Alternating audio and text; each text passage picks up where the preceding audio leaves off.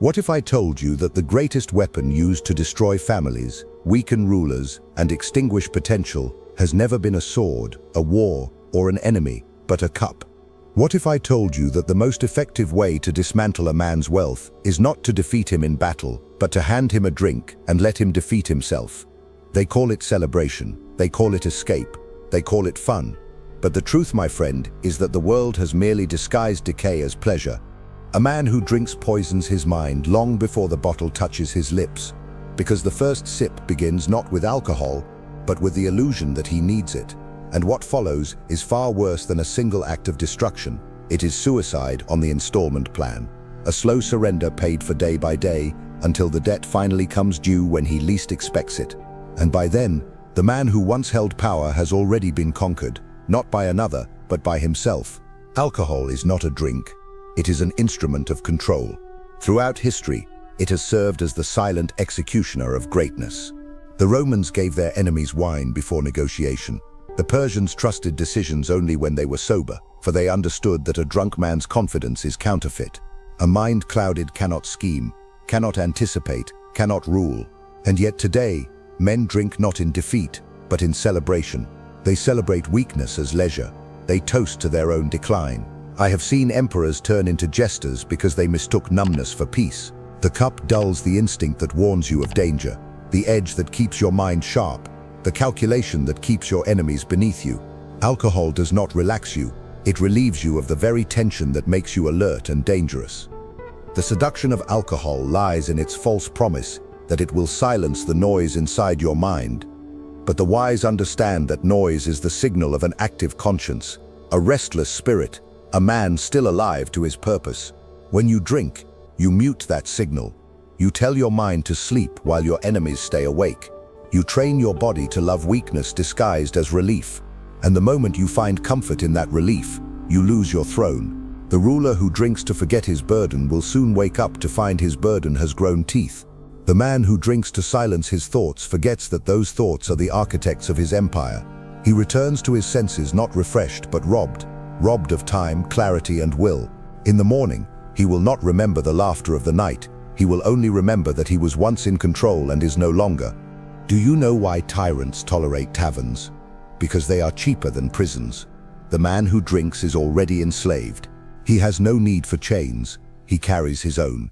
The tavern is the perfect political tool. It gives the illusion of freedom while ensuring dependence. Alcohol manufactures obedience. It makes the ambitious content with mediocrity, the poor content with poverty, the conquered content with their conqueror. It replaces the fire of rebellion with the glow of intoxication. History's most cunning rulers understood this. A drunk population never revolts. The more they drink, the less they think. The less they think, the easier they are to rule. Every empire that wished to endure made sure its people had endless entertainment and endless liquor. Distract them, numb them, they will never see their own chains. A man's power depends on his capacity for restraint. Alcohol annihilates restraint. It whispers lies in the tone of freedom. Be yourself, it says, as it dismantles your self-command. You believe you are more honest when you drink. In truth, you are more exposed. Your secrets slip out between slurred words. Your ambitions are revealed to those who would use them against you. Your dignity dissolves with your discipline. It is no coincidence that betrayal often begins over a glass.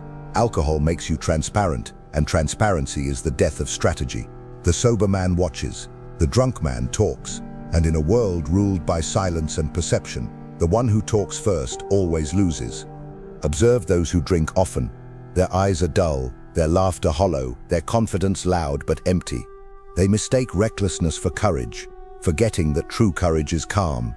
The bottle gives them a counterfeit sense of control, a fleeting illusion that evaporates by morning, replaced by guilt, regret, and fatigue. Their energy declines, their ambition decays, and their purpose erodes slowly, invisibly, until they wake one day unable to recall who they were before the bottle. Alcohol promises connection but delivers isolation. It promises confidence but breeds shame. It promises warmth but leaves the soul cold. It is the devil's perfect trade, pleasure now, power later. You must understand this. Every empire begins with a sober mind. Every revolution, every invention, every masterpiece was born from clarity, not intoxication. A sharp mind cuts through the fog of deception, a dull mind becomes part of it. The man who commands himself commands the world, and the man who cannot command his impulses will forever serve another's design. When you refuse the drink, you are not denying pleasure, you are preserving power. You are protecting the one asset that cannot be replaced, your clarity. Every sip steals a fraction of it. Every night you drink, the enemy gains a day. You cannot play the game of power blindfolded, yet that is what every drunk man does.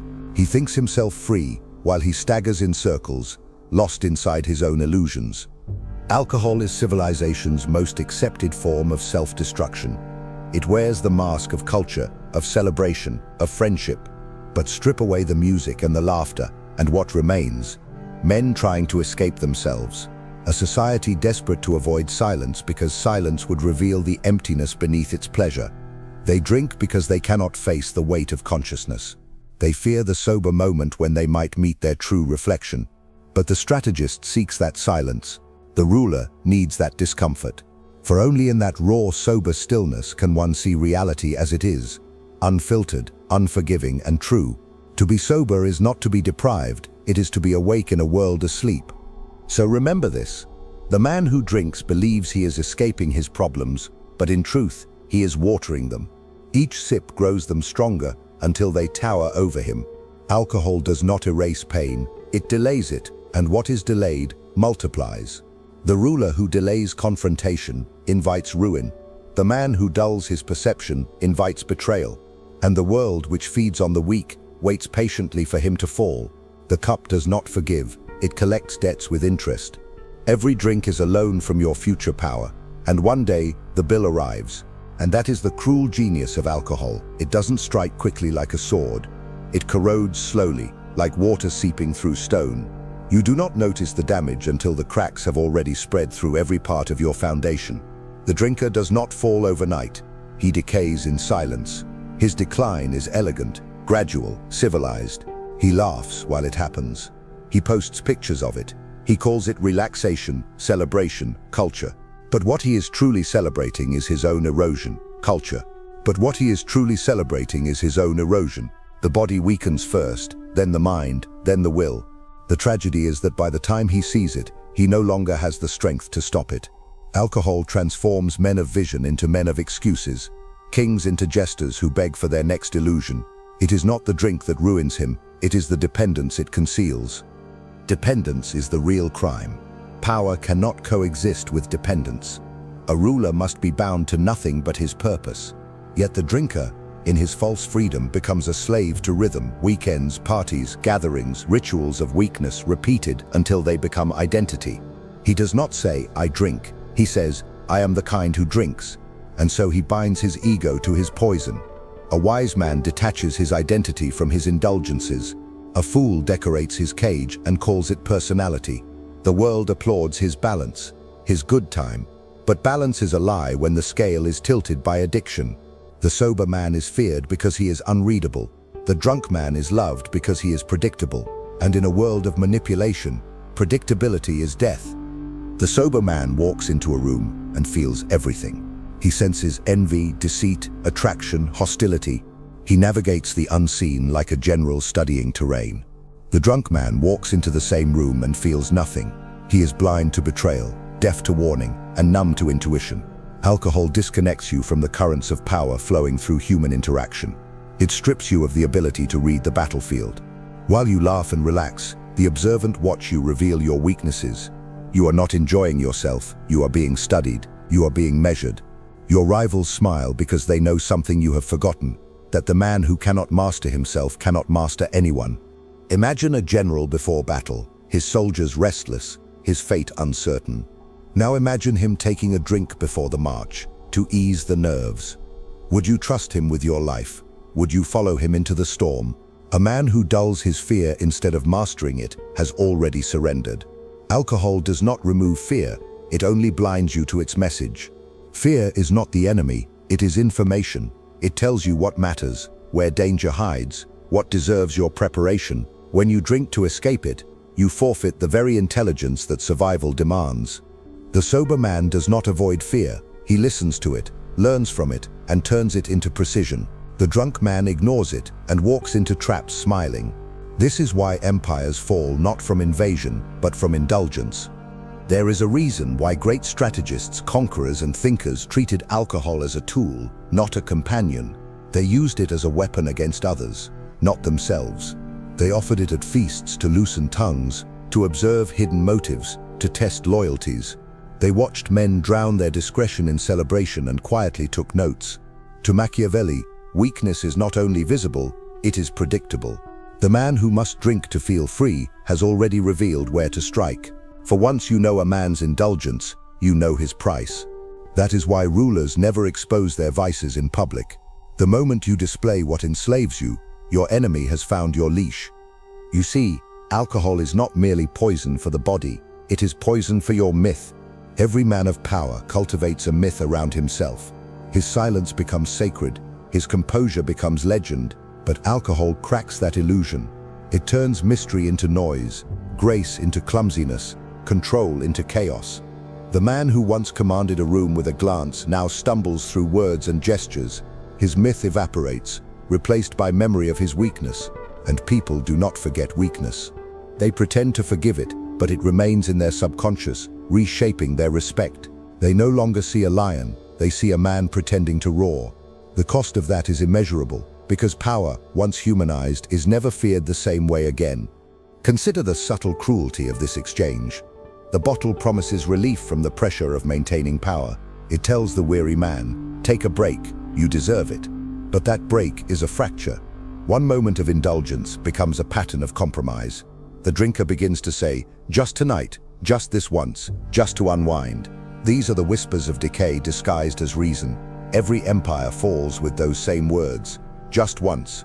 The destruction of self always begins with negotiation. And no man can negotiate with poison and win. It waits, it listens, it knows your weakness better than you do.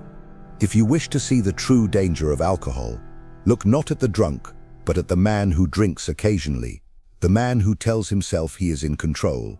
For him, alcohol is not addiction, it is insurance against emotion. He uses it to escape thought when thought becomes unbearable. He uses it to create illusion when reality becomes too clear. But when you train your mind to retreat at the first sign of discomfort, you weaken the muscle that rules the world, endurance. The sober mind endures its storms, the drunk mind hides from them, and a man who hides from storms will never command the sea. And that is how alcohol turns strength into softness. Quietly, invisibly, without resistance. It convinces men that softness is safety, that the edge of awareness is something to dull, not sharpen. But the truth is this, your edge is everything. It is what separates the disciplined from the distracted, the rulers from the ruled. Every sip dulls that edge a little more, until one day you cannot tell when you've been insulted, when you've been outmaneuvered, when you've been used.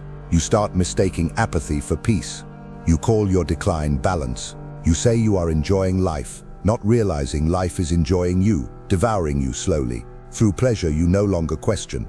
The man who cannot sit alone in silence without seeking a drink has already admitted he is not in command of himself. He does not crave alcohol, he craves escape from his own reflection.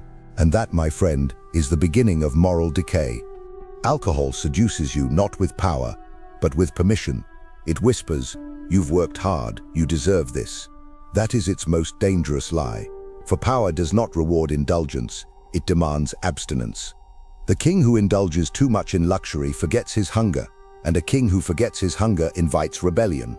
The strategist must learn to love denial. There is strength in wanting and not giving in. There is dominance in saying no to yourself when every voice around you says yes. But when you drink, you reverse that dynamic. You reward yourself for existing, not for achieving. You trade the satisfaction of mastery for the convenience of momentary pleasure. And every time you yield to that convenience, you rewrite your character to expect reward without conquest. Slowly, you become your own enemy's apprentice. Think about the men who built civilizations, the generals, the poets, the inventors, the prophets. They all had one thing in common, a willingness to face reality without anesthesia. They endured the full intensity of existence, the boredom, the pain, the fear, the uncertainty, and in doing so, they discovered clarity. They didn't need to escape the human condition, they mastered it. But modern man, weak and overstimulated, cannot tolerate stillness. He runs from his thoughts as if they were assassins. He seeks relief in the bottle, not realizing that relief is the enemy of greatness. A mind that cannot handle discomfort will never handle destiny.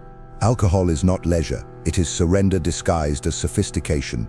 When you are sober, life is vivid. Every detail becomes intelligence. You notice the smallest changes in a person's tone, the faint hesitation before a lie, the flicker in their eyes when they are plotting. You see the hierarchy in every room, the hidden alliances, the quiet power plays. You move like a ghost through the battlefield, unseen but aware. That is what clarity gives you. But when you drink, you dim that vision. You dull the very senses that keep you alive in a world ruled by perception. The man who loses perception loses advantage, and when you lose advantage, you lose control.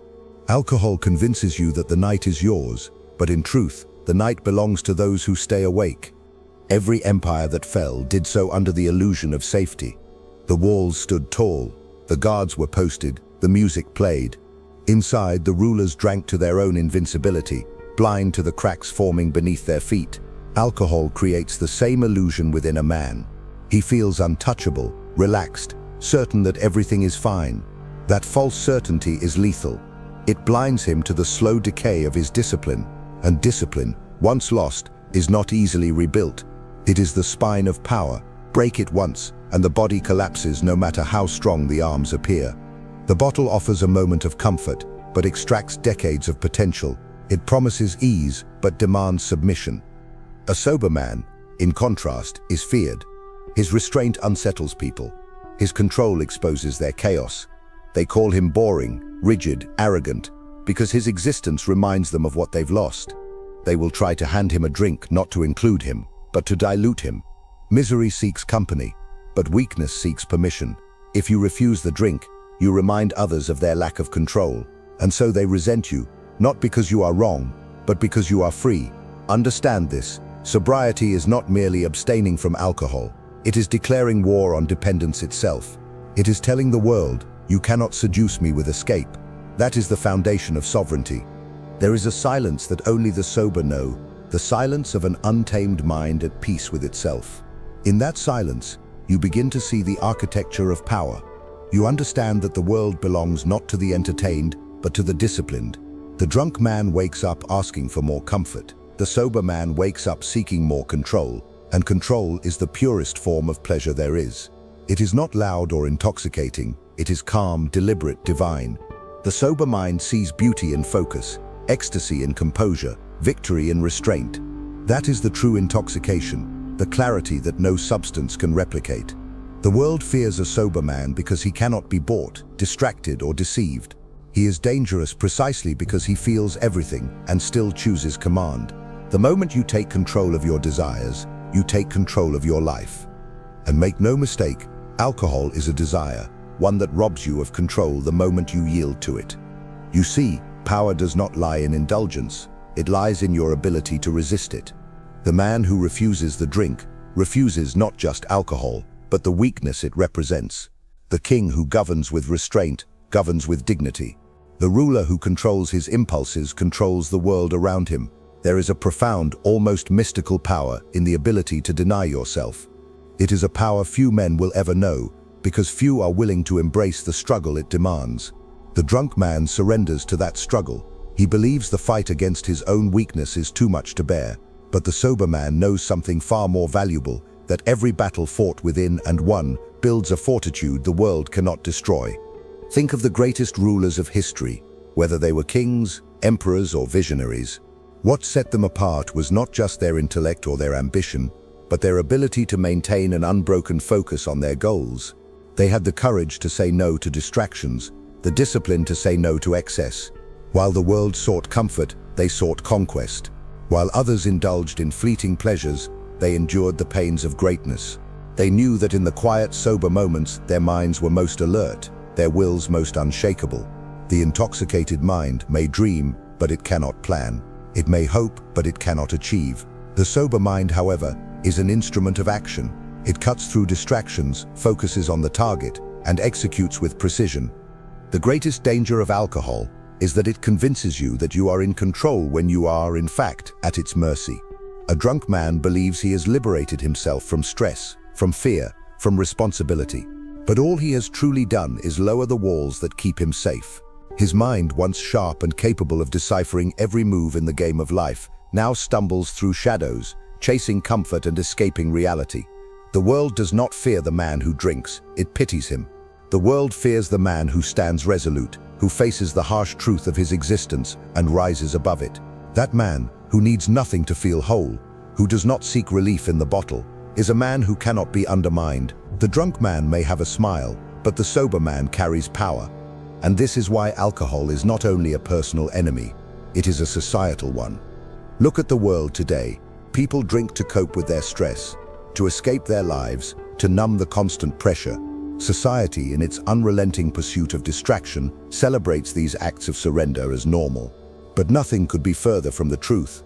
It is not normal to escape the burden of leadership, the weight of self-governance, the call of personal duty. Every time you reach for that drink, you are not embracing freedom, you are abandoning it.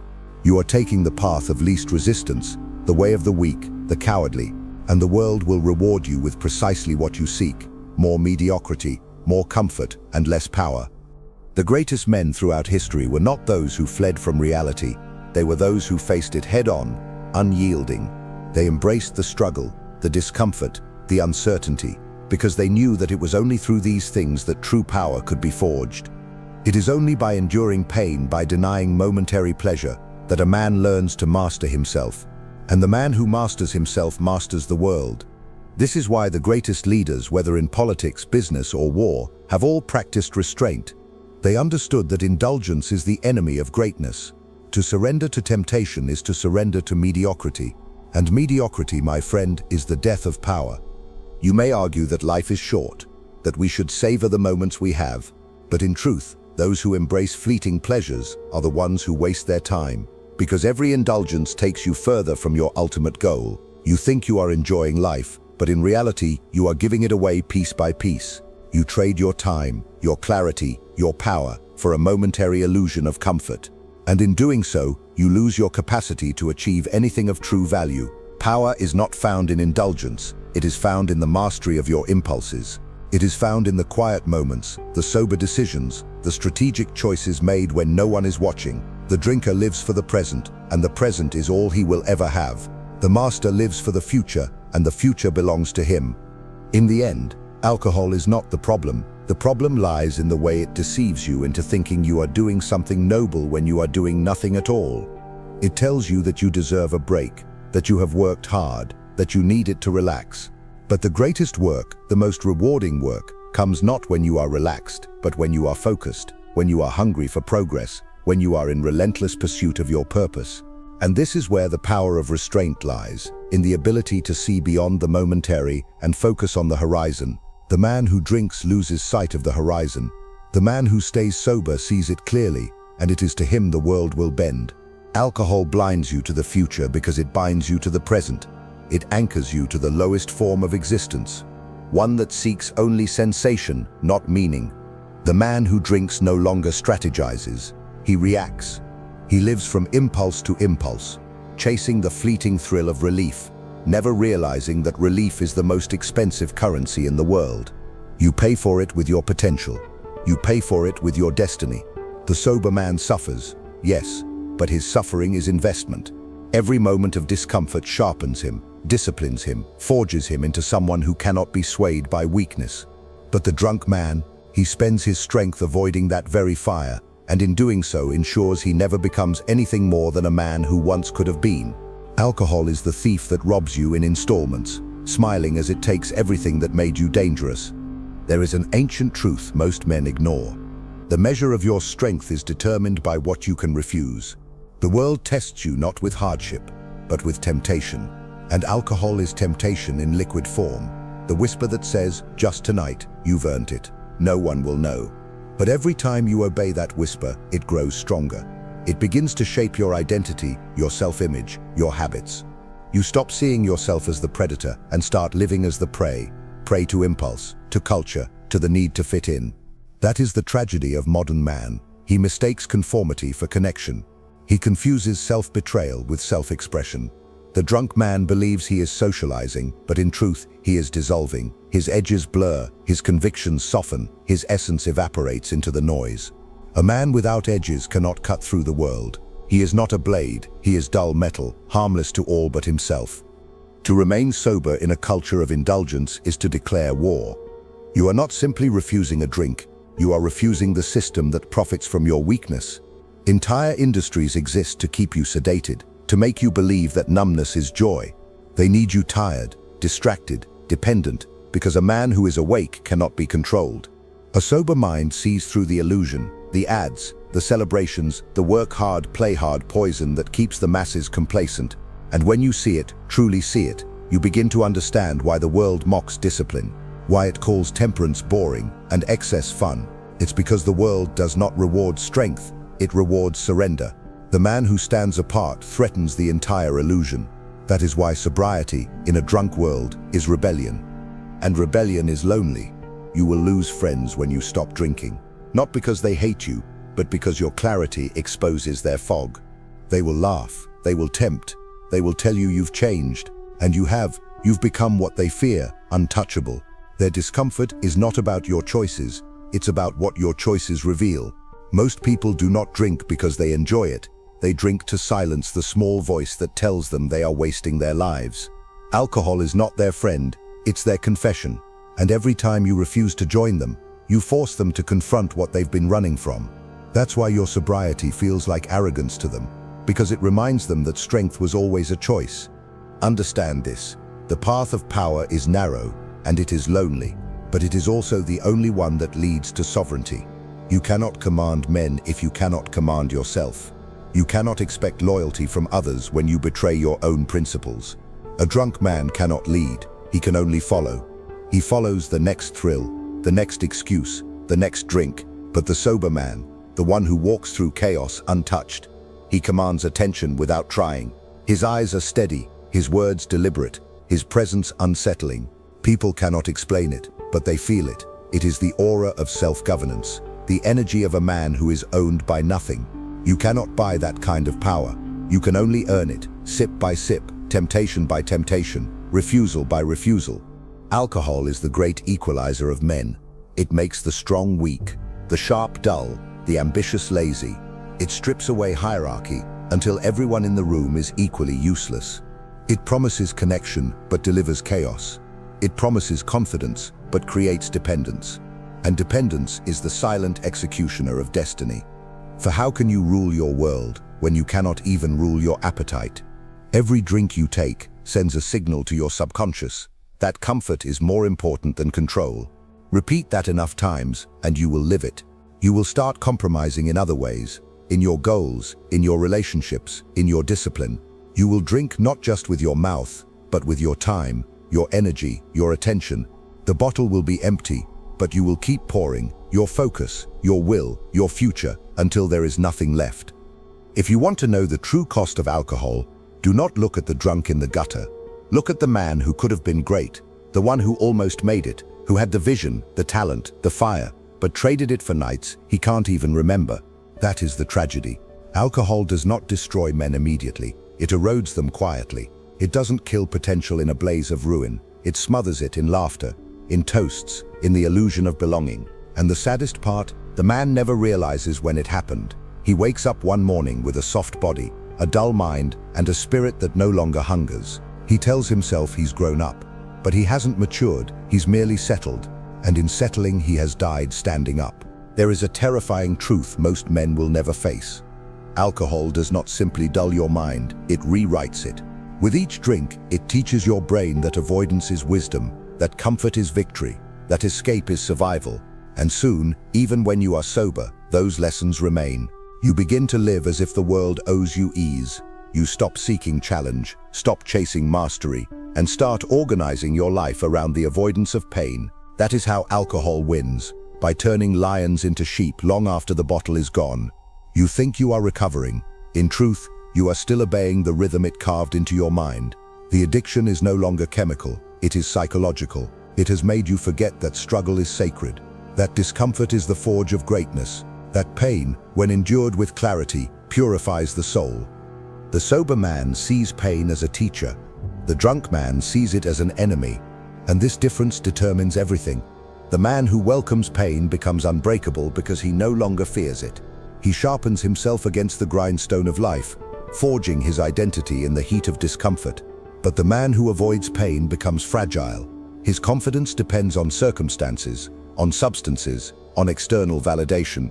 He cannot sit alone with his thoughts without needing a distraction. That is the greatest poverty a man can suffer. Not the lack of money, but the lack of command over his own mind. Alcohol promises escape, but in truth, it is a return to slavery. It binds you not with chains of iron, but with chains of comfort. And comfort is the most dangerous prison because it feels like freedom. Ask yourself this: who profits from your weakness? The bar owner, the corporation, the system, they all do. They sell you poison and call it celebration. They market decay as leisure. They have learned what tyrants always knew, that a distracted man will never revolt. If you want to control a population, you don't need soldiers. You need bartenders. You don't need violence. You need pleasure. Give men just enough comfort to dull their ambition, and they will police themselves. Alcohol is the perfect tool for that. It keeps you docile. It keeps you agreeable. It keeps you believing that the slow destruction of your potential is a lifestyle. They will never warn you about this, because the drunk man is the easiest to rule. He has no clarity, no memory, no rebellion left in him. He is the citizen every system dreams of, obedient, numb, and blind. And yet the sober man, he is the one they cannot predict. He is the variable the system fears. For a sober mind is a dangerous mind. It sees manipulation where others see entertainment.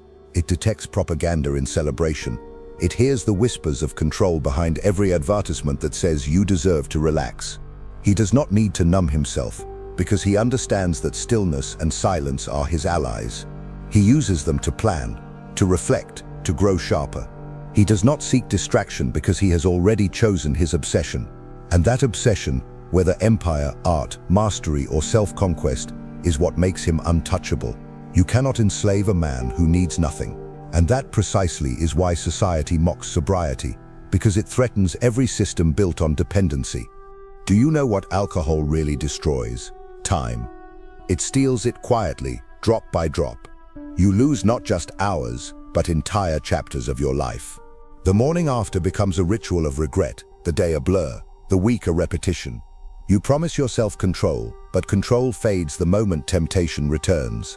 And time, once spent, cannot be reclaimed. Every hour you spend intoxicated is an hour your enemies use to advance.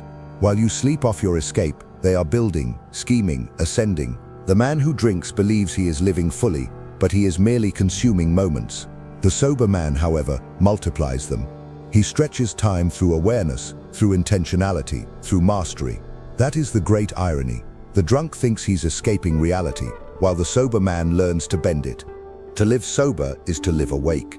It is to see the machinery of the world turning, to recognize the silent forces shaping men's destinies.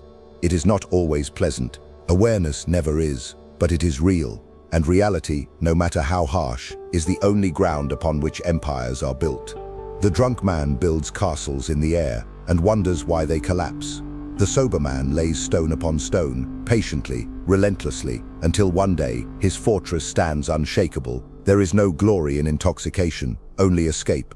There is no honor in avoidance, only delay, and delay is death. Every time you drink, you postpone your ascension. You tell the world, I will not rise today.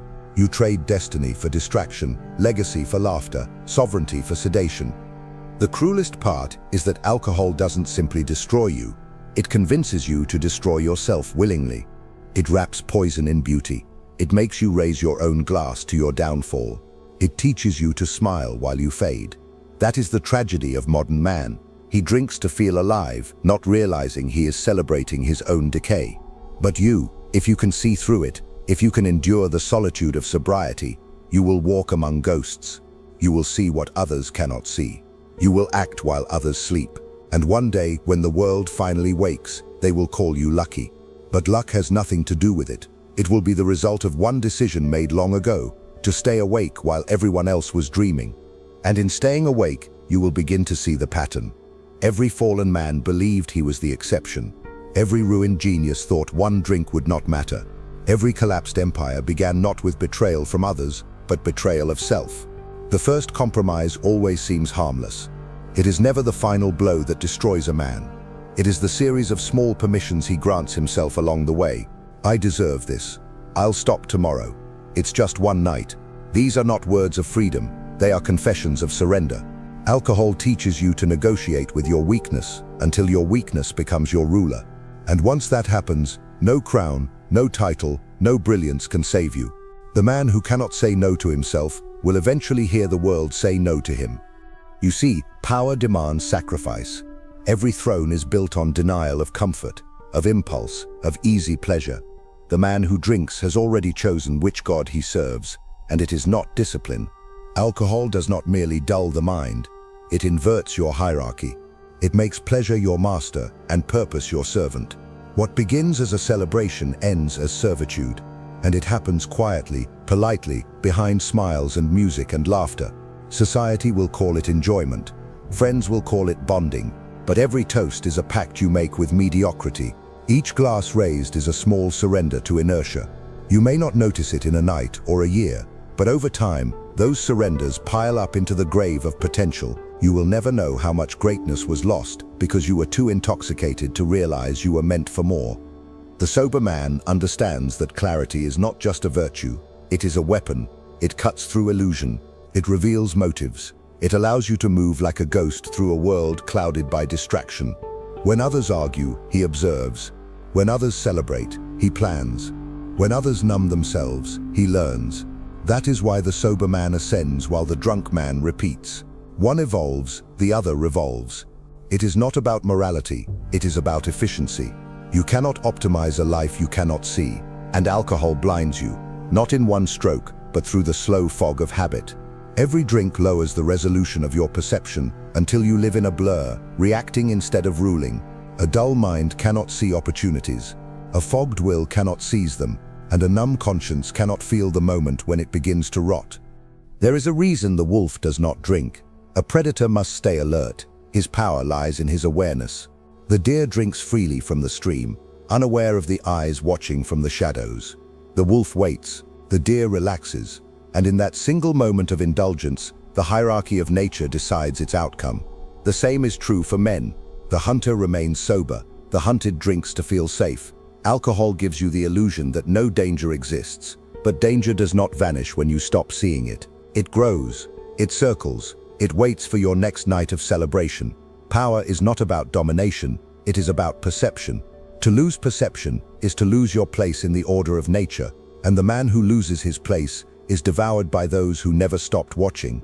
You may think this metaphor exaggerated, but look closely around you. How many men have fallen because they mistook drunken laughter for loyalty? How many secrets have been spilled under the warmth of intoxication? How many empires have collapsed because one leader, one general, one strategist decided to dull his edge? History does not remember their excuses. It only remembers their ruin. Alcohol is not merely a personal weakness, it is a liability. Every enemy knows this. The best way to destroy a strong man is not to confront him, it is to convince him to destroy himself. Give him indulgence, not resistance. Give him pleasure, not pain. Give him ease, not effort. Soon he will no longer need your manipulation. He will do your work for you. The sober mind, on the other hand, is like a fortress with no open gates. It cannot be infiltrated because it is aware of every weakness and guards it with precision. Sobriety is not mere abstinence. It is vigilance. It is the constant awareness that you are surrounded by forces trying to dull you, distract you, and domesticate you. To be sober is to declare that you will not be domesticated, that you will remain wild, unpredictable, untamed. You will feel every discomfort, endure every temptation, and remain unbroken. That is what separates a man of power from a man of pleasure. The former endures the full weight of consciousness, the latter runs from it. The drinker escapes his own mind. The sober man explores it. He studies his fears until they lose their teeth. He dissects his emotions until they serve him. He treats solitude not as punishment, but as a counsel with himself. And that is where true evolution begins, in the solitude that alcohol seeks to erase. A drunk man fills silence with noise, because silence would reveal his emptiness. A sober man fills silence with creation. While the drunk man runs from himself, the sober man builds himself. And every act of self-building is an act of rebellion against decay. That is why the world cannot understand him. He seems distant, detached, inhuman. But that distance is not arrogance, it is altitude. He has risen above what enslaves others. So let them call you cold. Let them call you rigid. Let them call you obsessed. They mock what they envy. The truth is, they wish they had your discipline, your control, your refusal to bow to comfort. They wish they could feel what you feel, the clarity, the power, the unshakable peace of knowing nothing external holds sway over you. That is the real intoxication, the silence of total self-command. It does not need music, or lights, or applause. It needs only the sound of your own breath, steady and deliberate, while the world around you collapses in noise. The world will always try to pull you back into its noise. It cannot tolerate the man who stands apart, because his composure exposes its chaos. When you refuse the drink, you are not simply rejecting alcohol, you are rejecting the collective ritual of weakness. You are refusing to participate in the slow suicide that society calls celebration. People will tell you that you are missing out, but they do not realize that what they call joy is dependency dressed in gold. They drink because they must, not because they choose. Their laughter is forced, their smiles rehearsed, their energy borrowed. And when the music fades and the bottle empties, they are left with the one thing they cannot escape themselves. Alcohol delays that encounter, sobriety demands it. And that is why the sober man grows while the rest merely repeat. You must understand that every act of restraint is an act of creation. Each temptation you refuse forges something within you: clarity, focus, resilience. These are the metals from which power is cast. The man who abstains builds invisible muscles of command. He becomes the kind of person who does not need to chase pleasure, because pleasure comes to him. People can sense it. There is a gravity in his stillness, a calm that draws others without effort. The drunk man tries to be interesting. The sober man becomes magnetic. That is the difference between performance and presence. Alcohol gives you performance, a loud, temporary glow that dies with the night. Sobriety gives you presence, the silent authority that remains when the lights are gone. The true power of sobriety is that it exposes everything false. When you are sober, you begin to see how shallow most human interactions are. The jokes, the celebrations, the rituals of escape, they all reveal the same truth. People are terrified of awareness. They do not fear death, they fear consciousness. To feel fully alive, to think deeply, to face the mirror of truth, these are unbearable for those who have not built the strength to endure themselves. And so they drink, not for joy, but for amnesia. Alcohol is a cultural anesthesia. It keeps people functional enough to work, but numb enough not to question why. But the sober man asks why. He asks what this all means. He sees the world's games for what they are, distractions for those who have no vision. And in seeing that, he steps out of the illusion entirely.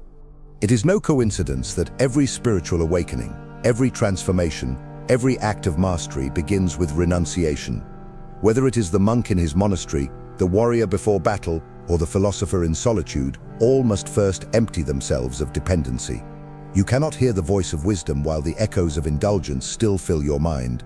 Alcohol, even in small doses, interrupts that signal. It fogs your intuition, blurs your instincts, dulls your discernment. The sober man is not simply more aware, he is tuned to a higher frequency of existence.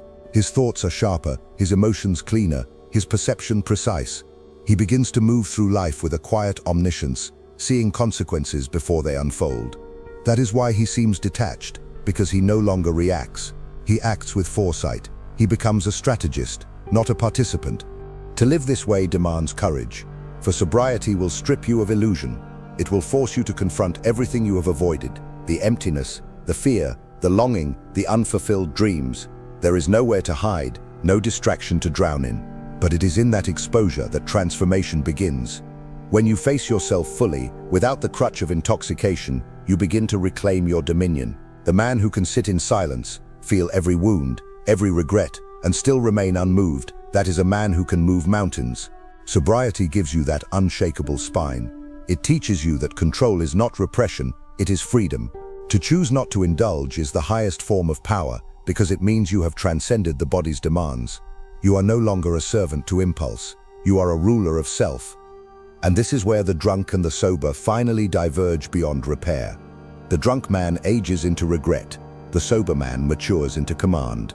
One decays, the other refines. Alcohol makes time your enemy. Sobriety makes time your ally. Every sober year compounds, like interest on mastery. The world sees your calm and mistakes it for coldness. But it is not cold, it is controlled fire. You burn inwardly, in silence, directing your energy with precision. The drunk burns outwardly, wasting his fire on noise and chaos. One builds an empire, the other builds excuses. One looks ahead with vision, the other looks back with nostalgia. And in the end, when all distractions have faded, the sober man stands alone, but he stands tall. His clarity is his crown, his restraint, his throne. You will not be understood, but that is the cost of elevation. You will not be praised, because your existence threatens those addicted to weakness. But understand this, history never remembers the drunkards. It remembers the disciplined.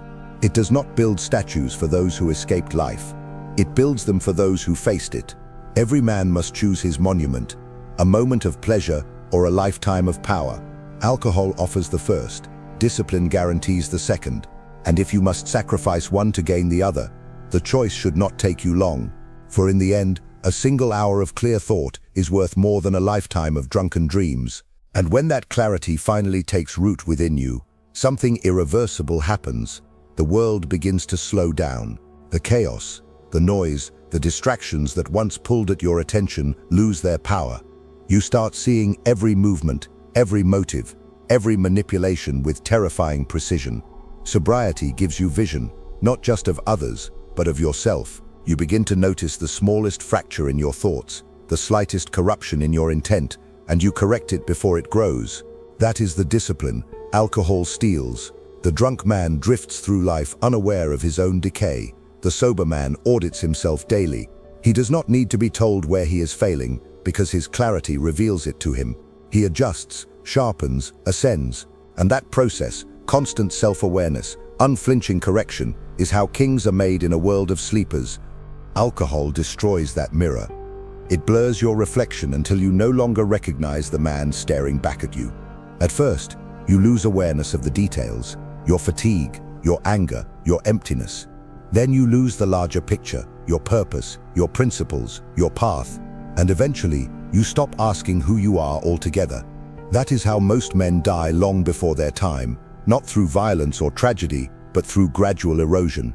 They die not of alcohol, but of avoidance. They drink to avoid confronting how far they've drifted from their true potential. They pretend to celebrate life while quietly mourning what they could have been. The glass in their hand is not a toast. It's a tombstone, raised nightly to the version of themselves they abandoned. Sobriety resurrects that version. It drags the real you out of the grave you dug with indulgence. And the rebirth is painful, because awakening always is. You will feel everything you buried. You will grieve the years you wasted, the people you let down, the potential you betrayed. But that grief is sacred. It is proof that your soul has reawakened. The man who feels regret is not weak, he is alive. Only the numb feel nothing. And from that pain will emerge a purity that alcohol could never replicate. The quiet, solemn determination to never again betray yourself. The sober man does not seek revenge on the world. He seeks redemption through mastery. He builds, he refines, he evolves. Every day becomes a ritual of reclamation. Every act of discipline becomes a prayer to the man he was meant to be. In that state, temptation will still come, but it will come differently. You will not see it as pleasure anymore. You will see it as the enemy wearing a mask. The glass offered to you at a celebration will look less like an invitation and more like a test. The laughter around you will sound hollow. You will recognize that the drink is not being offered to make you free. It is being offered to make you predictable. And that realization will ignite something deeper than willpower, disgust. You will begin to see what alcohol truly is, a parasite that disguises itself as joy.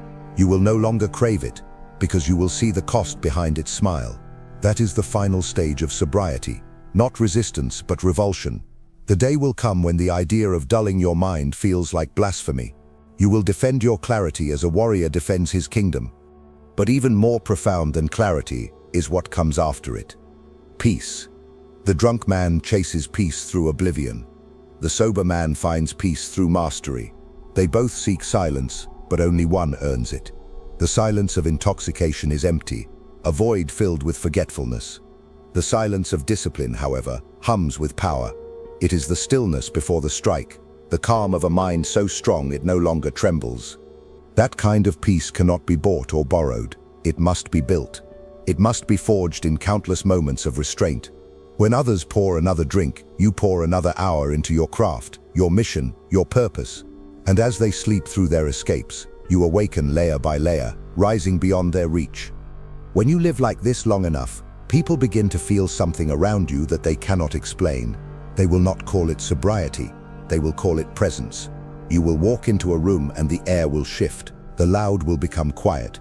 The restless will become still. They will not understand why, but they will feel it. The weight of a man who needs nothing.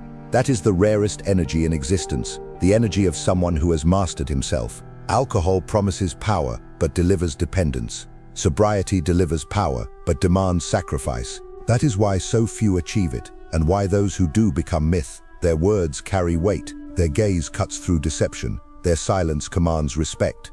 They are no longer merely men, they are forces of nature. And in time, you will realize the cruelest truth of all. The world does not want you sober, because a sober man cannot be controlled. He cannot be manipulated by pleasure or enslaved by fear. He sees too much. He moves too strategically. He thinks too clearly. He is immune to the games that keep others busy.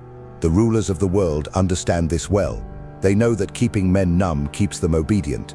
But you, once awakened, cannot return to sleep. You will move through their illusions as if through smoke, untouched and untempted. The drink will be offered again and again, but each time you will see it for what it is, a contract. One signature, one sip, and your freedom begins to fade.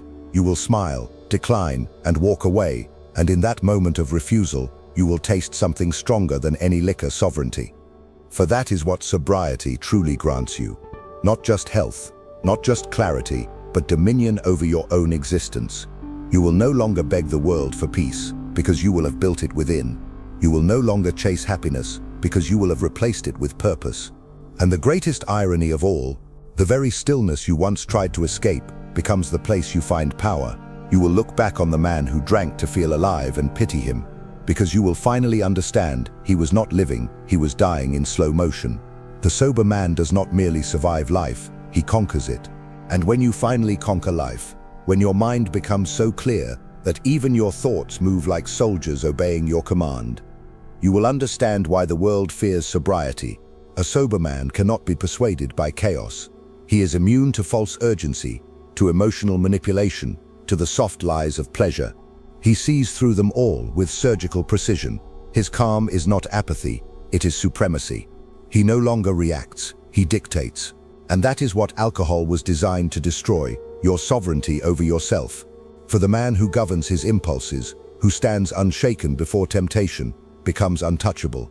He is no longer moved by the winds of weakness or the storms of emotion. He becomes what every empire secretly dreads, a man who cannot be controlled. This is why sobriety is not simply abstinence, it is rebellion. It is the refusal to be conquered by pleasure, by habit, by the invisible strings that guide lesser men. The sober man walks through a drunk world as if through a battlefield of illusions. He hears the laughter of the lost, the cheers of the content, the cries of the numb, and he does not flinch. His purpose shields him, his focus becomes armor. He no longer needs validation, entertainment, or escape. The silence that others flee from has become his throne room. The stillness that terrifies the masses is where he draws his strength. He has found the truth hidden in plain sight, that the absence of intoxication is not deprivation, it is divine power.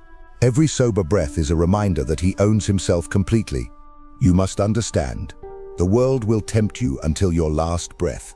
It will not stop, because you have declared your allegiance to clarity. The forces that profit from your numbness do not sleep. They will come disguised as friendship, as celebration, as reward. They will whisper, just one drink. But that one drink is never one. It is the doorway back to mediocrity, back to dependence, back to the smallness you outgrew. Do not open it. Let others call you extreme. Let them say you are obsessed. They do not understand that the only men who change the world are those who are willing to be misunderstood. You are not here to fit in with the broken. You are here to remind them what wholeness looks like. The world needs examples, not echoes. And every time you refuse the drink, you become that example. In time, you will see how deeply alcohol has shaped the weakness of modern men. You will watch them drown ambition in laughter, bury pain in intoxication, and call it balance. They will work all week to build an empire, then destroy it on the weekend. They will beg for success while worshipping the very habits that sabotage it. They will post quotes about power while poisoning the mind that could create it. And yet they will look at you, the one who refuses, and call you arrogant. Let them, for their insults are confessions. They are admitting in disguise that your restraint exposes their lack of it. A drunk man cannot comprehend a sober man, just as the blind cannot comprehend light. But you who have seen the truth owe it to yourself to never return to blindness. You must remember, the discipline that sobriety gives you is not merely personal, it is generational. When you break free from the cycle of intoxication, you are not just saving yourself, you are rewriting the destiny of those who come after you. Your children will inherit not your habits, but your strength. They will grow up in the presence of a man who does not escape life but confronts it. They will see what self-command looks like. They will learn that to be strong is not to dominate others, but to dominate self. That is how legacies are built, not in moments of indulgence, but in years of restraint. Every sober night is a brick laid in the foundation of your family's empire. Every refusal to escape is an act of inheritance. The drunk man leaves behind memories, the sober man leaves behind monuments. There will come a day when you look back and realize that sobriety was not the loss of anything, it was the recovery of everything. Your energy, your discipline, your creativity, your spirit, all return to you in abundance. You begin to create more, love deeper, think sharper. You rediscover what it means to be alive without distortion. You will feel every emotion more vividly, pain included. But even pain becomes beautiful when it no longer controls you. For you will have learned that control is not about suppressing emotion, but about mastering response. That is the ultimate state of power, to remain calm when the world trembles, to remain pure when the world decays. That level of strength cannot be bought, taught, or faked. It must be earned through the silence of sobriety. So when they hand you a drink, do not see a glass, see a decision. You are not refusing alcohol, you are refusing mediocrity, dependency, distraction. You are choosing mastery over madness. You are choosing to rule your world rather than drown in it. Remember this, the man who can face himself without escape is the man who becomes the architect of reality. He sees through the illusions, he plays the game with precision, and he wins, not by chance but by clarity. You do not need intoxication to feel alive. You need purpose, discipline, and truth. That is the fire that never fades. The man who can stay sober in a world addicted to distraction does not live among men, he reigns above them. If you've made it this far, it's because a part of you already knows this truth. Alcohol is not escape, it's surrender. It dulls the mind, weakens the will, and disguises decay as pleasure. Every sip is a small betrayal of your potential. Now tell me in the comments, are you ready to see through the illusion? To choose power over numbness, clarity over comfort? Are you willing to be hated for your discipline in a world addicted to weakness? If this message touched you, if it made sense, write in the comments, I choose clarity. Let's see how many here are truly ready to stay awake while others drown themselves to sleep. And don't forget, keep watching the next video. It's important, much more than you imagine. See you there.